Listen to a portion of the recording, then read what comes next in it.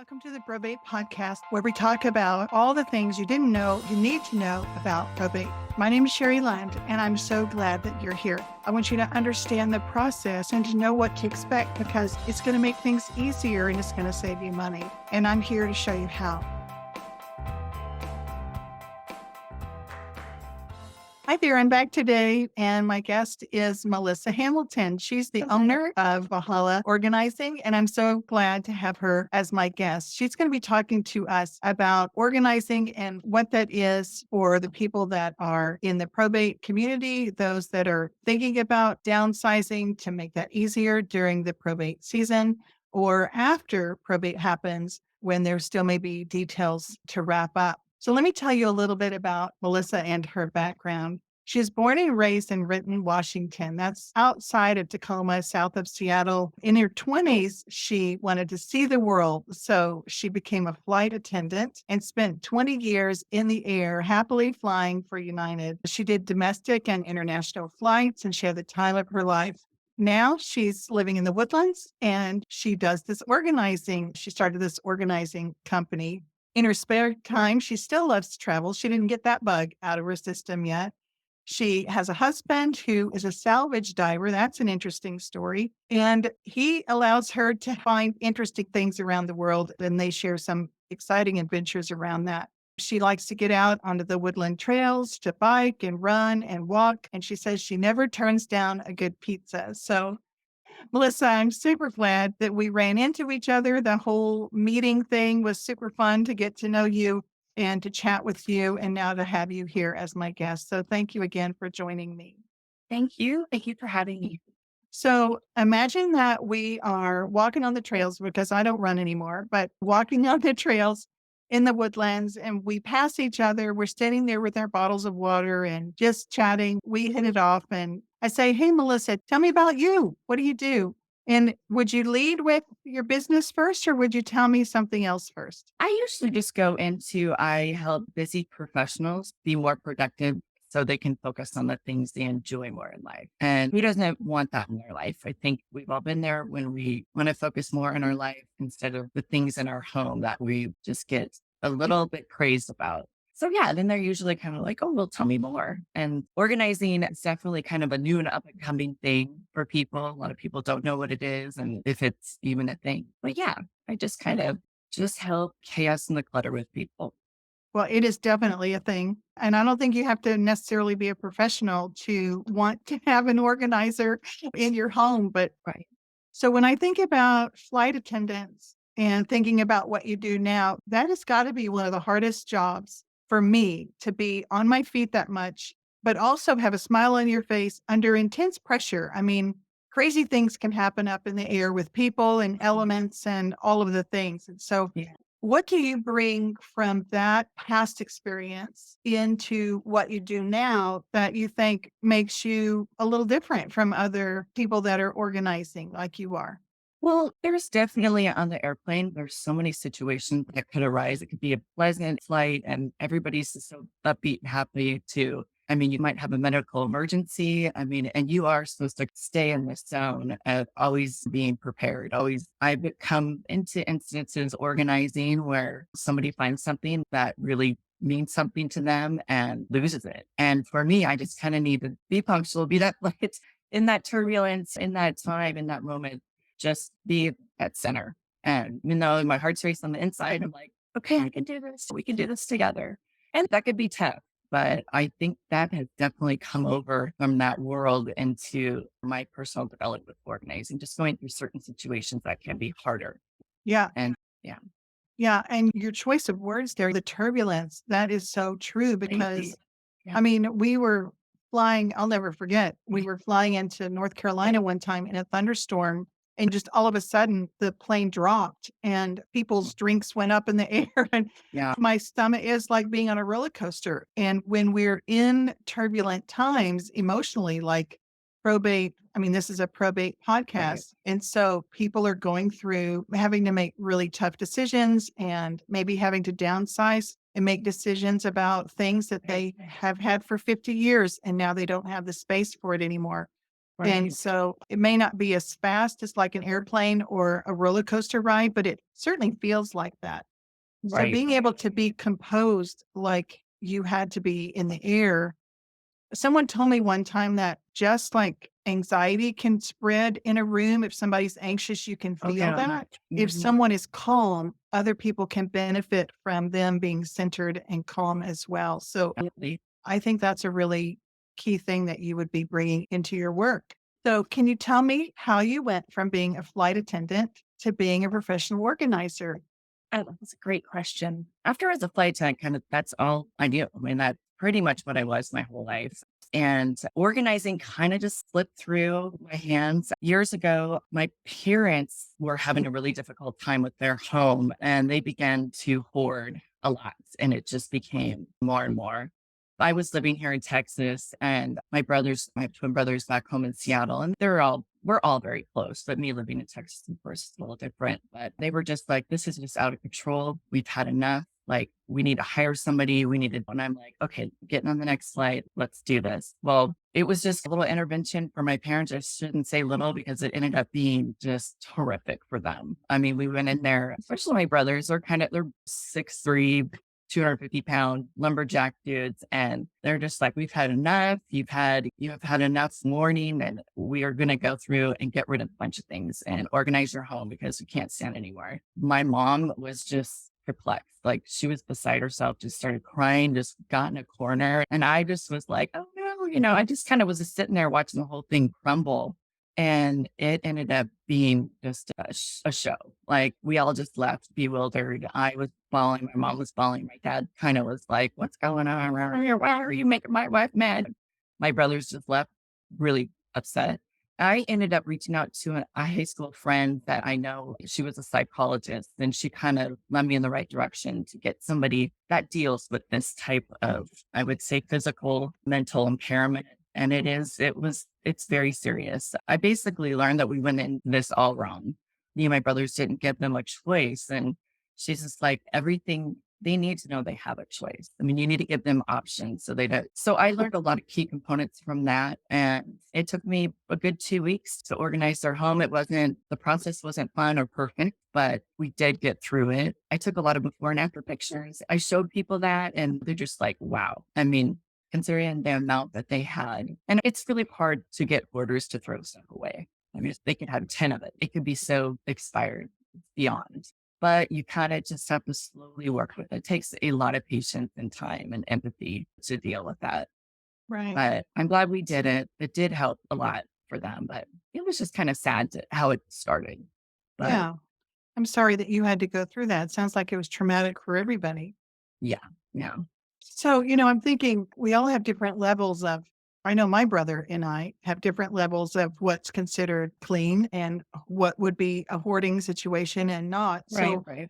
when your twin brothers are calling you and they're saying, Mom and Dad have an issue here, did you think, no, y'all are exaggerating? Or had you been up there and you saw this problem developing over time? Yeah, it just does not, hoarding does not happen overnight.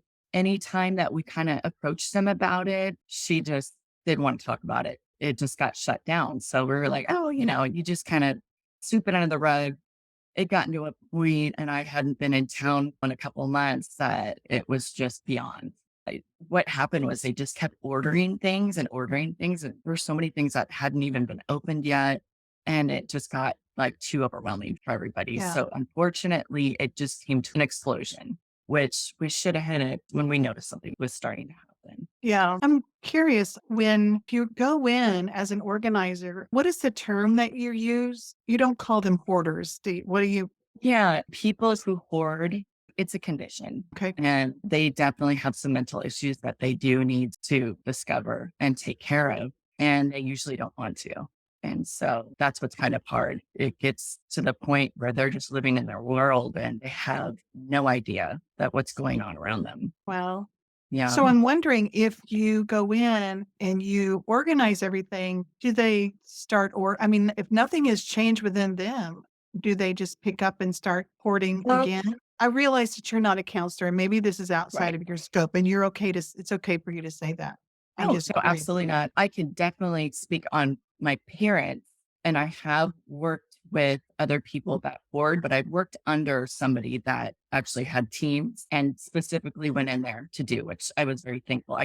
I wouldn't do it by myself at all. I would have to have a team. But with my parents, it turned more into, and thank goodness I took pictures of a lot of things. I wrote down where things were. And my mom, I know she wasn't too happy about me doing it, but she knew it had to be done. She knew we all need to move on as a family if we want to grow together and be in a loving place. It's not feasible for all of us anymore. But especially a couple of weeks after, she would call me, well, where's this? Where's that? And I just have my list, and I even left a list for her at home.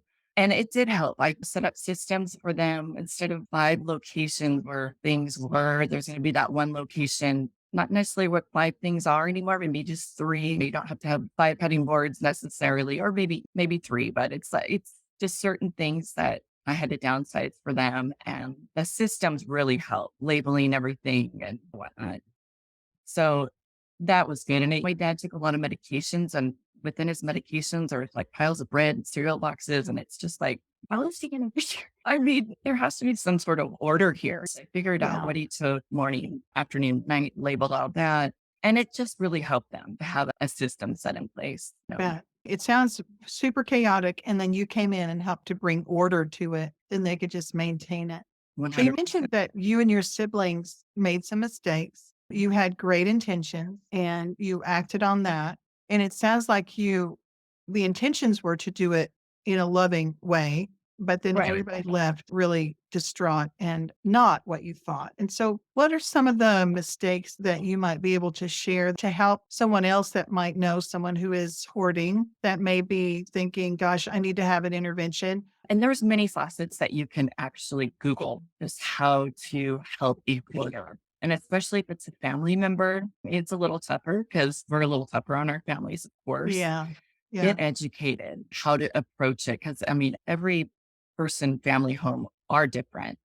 So if you know them very well, I would definitely seek a little counseling if you can, or For yourself.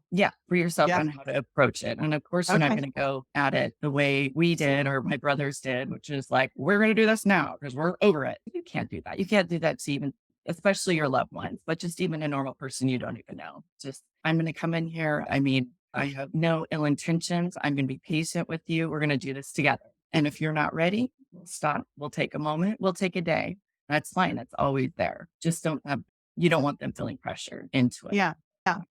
And it's their personal space, isn't it? I mean, this is their sanctuary or this is their home. And I watch well, I don't watch them because they upset me, but like some of the shows on HGTV where people come in and they surprise their friend with a trip to Disneyland or something like that for 3 or 4 weeks. And then they come back and, oh my gosh, their kitchen's in the back when it used to be in the front, and they don't have their furniture anymore. And now they have a pool. Maybe they didn't want a pool.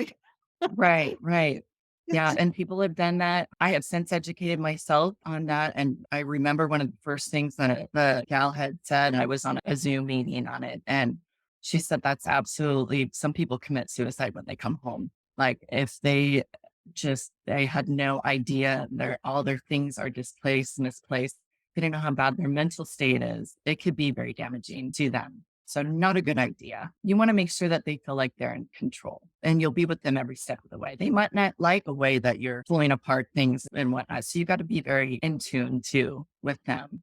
There's got to be a fine line between if they say, no, I want that there, for you to say, but it needs to go over here. So needs to be some diplomacy there and some leadership on your part of helping them. Well, it's a big deal. What excites you about what you do? What gets you up in the morning and looking forward to the day? I mean, this might sound cliche, but I absolutely love it. I mean, I really do. I can imagine doing anything else. Each place is new and different. You're going in and almost designing something for somebody that just didn't have a process and know where things are. And then when it's all said and done and the look on their face, that's just priceless. But I just love doing it. Even as a kid, I've always just kind of like putting things in and being a flight attendant for so long too. Yeah. So it has its challenges, but I love a good challenge. You usually almost always find a way to get through it. It just takes time. That little thing that they don't want moved, but kind of has to be, you just go on to something else and maybe come back to it and they'll have a different Yeah. mannerism about it. So, how does somebody know when it's time to call an organizer? Believe it or not, I actually have an organizer myself. You mean another person? Right, You're not talking right. about like a binder or a, No, it's a an real actual person. physical person. She now lives in Florida, but she has her own professional organizing business down there. And we did swaps on our closets. It's nice to see a different perspective because things that we own we're more attached to. Whereas if I were to go in your home, there's nothing I have an attachment to that I know about. Right. So it's No kind of nice. story there. Yeah, it's nice to see that perspective. Now, as far as when you need to call an organizer, when you're just losing time trying to find things, big thing for me, like I've mentioned before, is there's just not one location for a lot of things. The first thing I do is I just start a sort method. Let's say we're doing somebody's kitchen. So I'm going to put everything in a pile that you're going to have and save. So that's the little sort pile. And then you're going to have stuff that you don't want, you don't need, that's broken. And offloading it would be if you donate it, you can give it to somebody else, your neighbor, if you have too much of this or that. There's always an option for that. And then, of course, some things are just not worth keeping and just throw it away. So just section out the things. But if you're just like always tense, in the morning before you leave because you just can't find your keys or something as simple as that, it's time to get an organizer because you can set systems in place and you're just not going to even blink when you're looking for something. Yeah. You know right where it's at. I'll tell you a personal story. I had my office and I had an idea of what I wanted. So I had my bookcases and I had my things around. But as I got busy, what I've learned about myself is I like to move forward. I'm a creative person. I have ideas. I like to create momentum. And then I have this wake behind me like a boat of all the stuff that I need to file and do, sort and open in mail or whatnot. And so I get these piles that start to accumulate. And so after a while, I was looking around, I was thinking, I need to do something with this. And a month would go by and I still hadn't done anything with it. But now it's starting to bother me because I really do need to do something with it. It kind of puts that pressure on me to do that. Like, Sherri, you said you were going to do something with it and you haven't. Like, it's an integrity thing at this point. But And it becomes a nuisance, it becomes a real problematic for me within myself. And then I'm stressed out. But then it got to the point where I was embarrassed. And I thought, I need to call a professional organizer, but I don't want her to see to the extent that I've allowed my desk to get to. And like, I'm a smart person. I should be able to open the mail and file this stuff away. It's really not about the person or what they're able to do, or they could be a CEO of something or super Absolutely. organized in their business world or whatever, but I can't do it all. So it was super embarrassing for me to finally pick up the phone and call an organizer. And she was so sweet. And she came and she really helped. And she helped me see and think about things that I would have never thought of on my own. And so I'm wondering if there might be somebody out there that's listening that maybe they came to listen to something about probate or their mom's property or whatever. But now this part is hitting kind of close to them. And maybe they're wondering, what would it be like? Maybe they're embarrassed like I was. I don't know. What would you Right. say to them about what you do and how you approach someone that I guess it was really shame on my part when I thought all that stuff gets all tangled up together. Why did I let it go so long? I shouldn't have been. Right, right. Absolutely. I think the first step was your step is making that initial call. And that was probably the hardest for you. Our jobs as organizers, we go in and just make sure that you're in 100% judgment free zone. We don't judge at all. We're here to help you, just to dissect the problem, the foundation of where it's coming from. And little by little, we slather it away and we find the root to it. So this organized pile of mail or whatnot, we find a place that's going to look cute, pretty or whatever. And this is do it daily or every other day. It's just not going to be a burden as it used to. I always show people that I'm very empathetic and it's a judgment free zone. We're not here at all to snicker about your habits. We all have those habits. Even I do. I mean, like I said, it's just so much easier when you have systems set in place. But yeah, it's hard. That initial call though is that first step is the hardest. The second step is just like, I'm here for you and I'm not going to judge you at all. I guess you get to choose where you want to start too. So I started with my office. I didn't start with my closet. I Right, didn't right. start with something that's more personal. So starting with that and then seeing how you guys work together and if it's a good fit and Right. taking the projects in bite-sized pieces maybe. And then if you are working with a family, they've inherited a house that Mhm. a hoarder lived in. Right. Then there's all of that stuff. What would your approach be for something like that? So the person that was a hoarder, they aren't with us anymore. Usually it's going to be a little easier to get rid of stuff, throw stuff away, donate. That's probably the biggest step. You want to see where they are. And usually they're just like, yeah, get rid of this mail. This newspaper has been here since 1962. That's a huge thing, getting rid of everything. Then you get into the things that you want to keep and whether they're going to be selling the house. And that means you're pretty much going to get rid of everything. But also, too, for us as organizers, you're going into a home, you just want to make sure you're not throwing anything away. I mean, if they don't Yeah. have systems in place, then there might be a Kroger ad or a Safeway ad or something right next to some important bank statement. Yeah. You have to fine tune, comb everything. And so I have another separate pile that, like, question marks for you to go through. But That's a good point. So you don't go through that stuff. The family can make those decisions on those. right. I don't throw Yeah. nothing. That could be a Yeah. big mistake.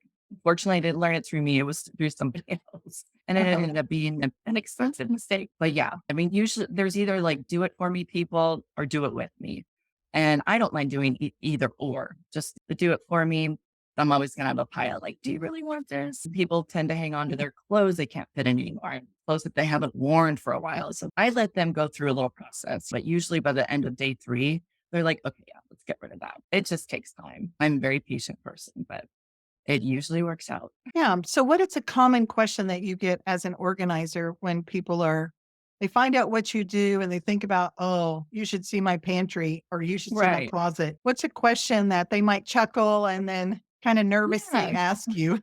exactly. It actually is that. Like, that is a thing, really. I mean, people are definitely interested in it. Like, like I said, it's new and upcoming. It's on Netflix and whatnot. But yeah, it's kind of like, what? And I'm like, yeah, it's actually my business. Here's my card. And here's my website. And it's pretty cool. It's a really good conversation just to, well, I know somebody who actually has mentioned they're stressed out and just things are everywhere. And I'm going to give them your card. I'm like, okay. But some organizers, I mean, they have a full team. It's very profitable for them. They become huge, fly all over the world and organize people's homes. Wow. So yeah, So it just depends. do you have a team or are you doing most of the work yourself? I do. I have 2 girls that I have worked with before, and they're actually friends of mine. But fortunately, these 2 girls, one of them is a at-home mom, and she's like a good little organizer. I basically have them work with me when I am preparing somebody when they're moving. So we're boxing up their items or unpacking. That's a big job. Otherwise, I do kind of like to work by myself here in this area. There's a lot of pantries and closets and whatnot, kids' rooms, and that's kind of my forte. Bigger picture, I don't know. It just feels like if I don't know you and definitely they don't know you going into their home, I'm like, yeah, Yeah. That's I would kind of have. scary. It is. Yeah. It's very personable just going into someone's home. Yeah, I So, get that. yeah. Yeah. So what's the question you wish people would ask? Where have you been my whole life? And that's usually where I get like after the process. But yeah, it's just an interesting subject, I think, anyways. And people just like, really? Oh. And then their head starts spinning. But yeah, where have you been my whole life? But it's usually like the outcome that I know of that. Yeah, But that what is a fun question to hear. yeah. That's cute. So if there's someone out there that is like, I don't know, where do I start? What can I do? What is an action step? I've got life coaching background. In fact, I took my first training in life coaching just right there in Oh, Bothell, Washington, cool. not far from where you grew up. Wow. So yeah, it's a beautiful part of the country. So action steps.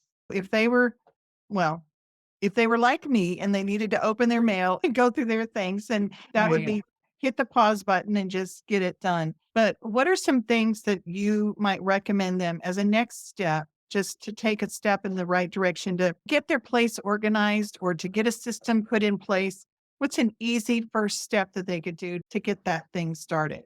Well, I would say if you're going to be doing this on your own, you've got time, give yourself time and a good amount of space because you're going to be putting things in piles of like, okay, you've got junk mail here. You don't need that. So you're going to be sorting things into categories. You're going to start with Usually the stuff you're not going to keep, get rid of that. The stuff that you are going to keep attached, and here are some labels. I placard them and I always bring them. That's the first thing I start doing. I usually empty everything out.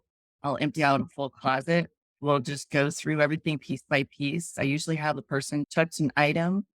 Does this bring me joy? Do I like it? Or am I don't want this? I haven't worn it 3 months. I still like it. It could be a maybe. So you have like a maybe spot too. And so then, you're kind of getting somewhere. And it slowly, one by one, these piles will all be categorized and then get into subcategories, like putting your shoes over here. You're going through where you keep like all your pills, your medicine cabinet. That's definitely a category, subcategory. So putting them in piles, and you could even use like a notepad and just like, okay, I'm going to keep this here. I'm throwing this here, or going to recycle. Just get them into piles, and then you slowly just put things together the way you like them, or an organizer can do it for you. But yeah, it's not as hard. It's just the mental part of getting over it. You just got to do it because it's just, And it's time consuming. it And it's is. you Yeah. have to make a mess before you can organize it. You have to pull everything out. Yes, you do. It's a process because then I'll pull something out and then I'll think, well, I don't want to put it back in my closet. So then I need to go put it in the drawer, but then that drawer is disorganized too. And so then I want to stick on Yes, task is another thing. So like there's tangles of it's there is. touching everywhere. Do you say just start with one thing and pick Yeah, an area? absolutely. If people are like, okay, it's usually like the kitchens and the closets and whatnot. I usually like going through the clothes first.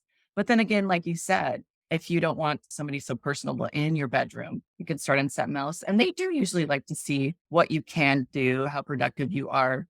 And then they'll go into a larger scale of doing more in their Mhm. home. But yeah, you just got to bite down and get those things all in one pile. There could be something in your kitchen that you have in your bedroom or your playroom. Well, there's 3 different rooms where 3 different things are there.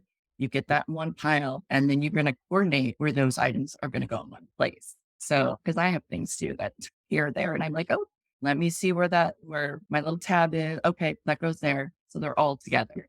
And that just Right. helps. And it speaks a language to the whole family. Usually mom kind of is in charge of the home, but her son or husband just puts stuff here and there. Like, Right. no, guess what this says? Tells go here. Yeah. If we have more than one person in our house, then Yes, that absolutely. just makes Yeah. things even more convoluted.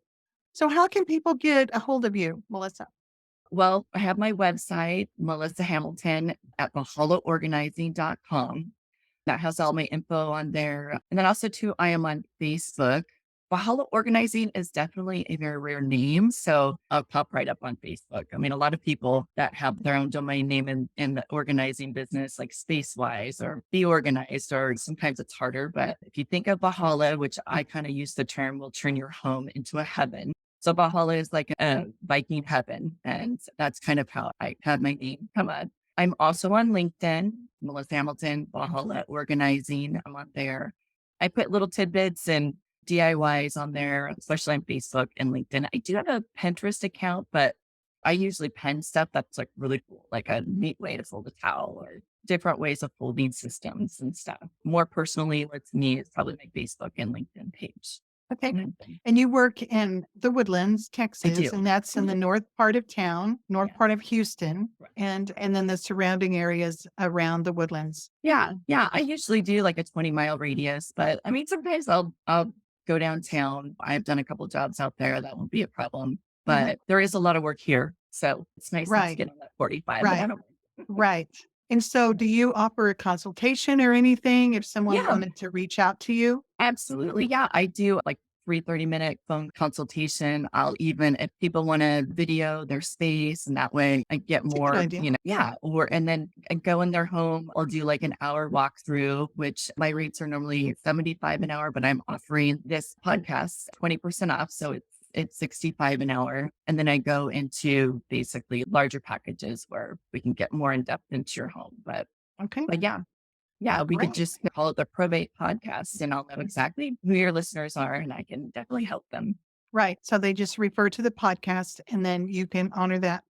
Right, Okay, right. good deal. Well, thank you so much, Melissa. Thank It's been you. so much fun. It's always fun to Yeah. chat with you, but Yes, it's been definitely. really, really helpful. And I think with your experiences and your empathy towards people that are in any organizing situation, but also those that might have a hoarding situation in their family. I think that you bring a lot of value to that place, and you do it with grace and non-judgmental approach. And that's really important to me. And it's important to me who I refer people to and who I promote. And so that's one of the reasons why you're a guest on my show. So yeah, I appreciate you being here, and we will put your information in the show notes so that people that are wanting those quick links, they will have that there. So, Awesome. okay. Thank you so much. Thank you.